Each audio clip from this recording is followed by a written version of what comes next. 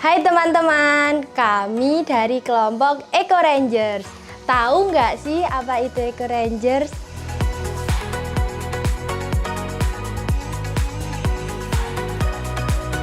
Yap, seperti serial kartun Power Rangers yang siap menjadi pahlawan dan membela kebenaran. Eits, tapi kami adalah Power Rangers yang siap menjaga bumi. Bersama kakak-kakak GN Indonesia, kami belajar mengenai 17 SDGs, perubahan iklim, dan jejak karbon.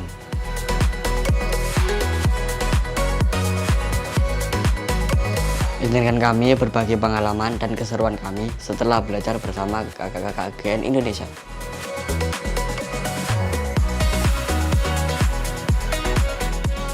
Nah, di video ini kami mengajak teman-teman untuk bersama-sama menjaga bumi dan mengatasi dampak perubahan iklim yang terjadi.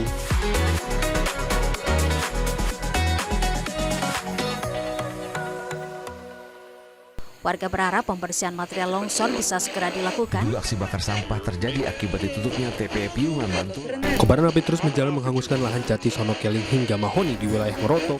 Polusi udara nampak menyelimuti langit ibu kota yang berdampak. Kontribusi terbesar yaitu 40% berasal dari kendaraan.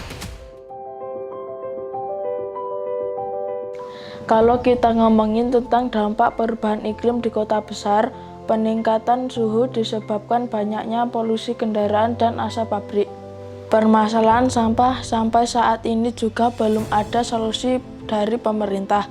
Gak heran kalau banyak tempat pembuangan sampah di Provinsi Daerah Istimewa Yogyakarta mengalami penumpukan. Penumpukan sampah ini juga akan menjadi penyebab pencemaran udara dan penyebaran penyakit. Lalu dampak seperti apa yang kita rasakan?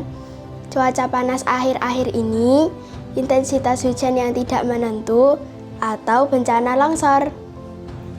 Tahun lalu di desa kami terjadi kebakaran hutan dan lahan akibat pembakaran sampah. Selain menyebabkan kebakaran hutan, pembakaran sampah kering juga menyebabkan produksi udara dan produksi karbon.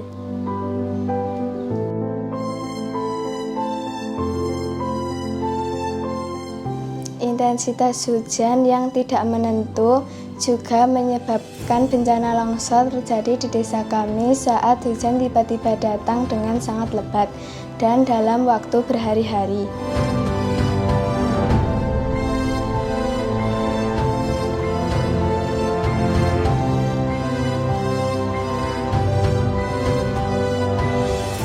Selain itu, peningkatan suhu akibat perubahan iklim yang tidak menentu ini juga menyebabkan banyaknya virus dan hama yang menyerang tanaman. Akibatnya, banyak petani di desa kami yang gagal panen karena hampir seluruh tanaman padi di desa kami terserang hama wereng.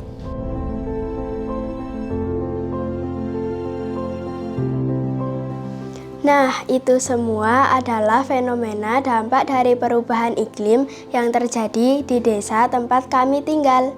Lalu, gimana ya solusi untuk mengelola sampah kering ini?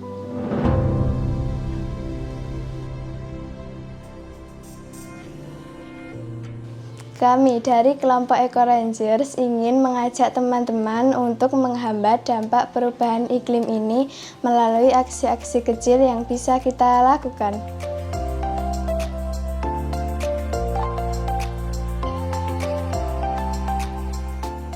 Kita bisa melakukan kegiatan penghijauan dan rehabilitasi lahan dan hutan seperti menanam pohon untuk mencegah adanya tanah longsor. Kami juga mengajak teman-teman sekolah untuk melakukan penghijauan dengan menanam pohon jeruk di lahan yang luas. Selain menghasilkan buah yang bermanfaat dan bernutrisi, pohon jeruk juga memiliki jenis akar tunggang, akar serabut, dan akar rambut. Akar tunggang pohon jeruk memiliki panjang sekitar 4 meter loh, jadi bisa menahan tanah untuk mencegah tanah longsor. Selain akarnya yang bermanfaat, pohon jeruk juga bisa menyerap karbon dioksida dan mengembalikan menjadi oksigen ke udara.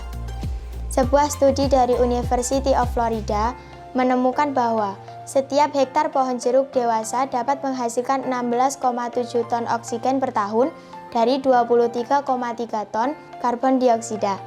Menanam pohon jeruk, baik di dalam maupun di luar ruangan adalah cara sederhana untuk mendapatkan udara segar dan menghasilkan banyak manfaat bagi kesehatan.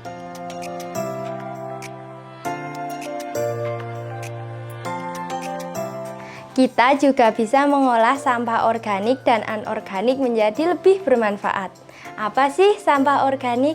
Sampah organik adalah sampah yang bisa didaur ulang, seperti daun kering dan sisa sayuran yang bisa kita manfaatkan sebagai pupuk kompos. Sebagian besar desa kami adalah lahan yang ditanami banyak pohon. Jadi nggak heran kalau banyak daun kering yang berjatuhan di lahan. Daripada membakar sampah daun kering, kami mengajak masyarakat sekitar untuk mengolah sampah daun kering menjadi pupuk kompos. Pupuk kompos dapat membantu menjaga kepadatan tanah dan memberikan struktur yang baik bagi pertumbuhan akar tanaman, sehingga akar tanaman dapat menembus tanah dengan lebih baik, menyerap air dan nutrisi dengan lebih efisien, dan membuat tanaman menjadi lebih kuat. Sedangkan sampah anorganik merupakan sampah yang tidak dapat didaur ulang seperti botol plastik atau galon. Nah, gimana ya pemanfaatan sampah anorganik? Teman-teman bisa memanfaatkan galon plastik sebagai pot tanaman loh. Cukup mudah dan simpel kan? Caranya teman-teman potong bagian tengah galon plastik menjadi 2 bagian.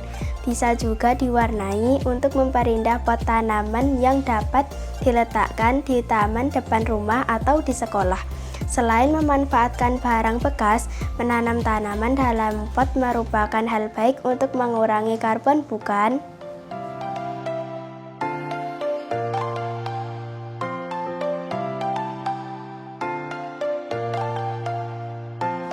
Yuk sama-sama melakukan aksi nyata untuk bumi kita tercinta.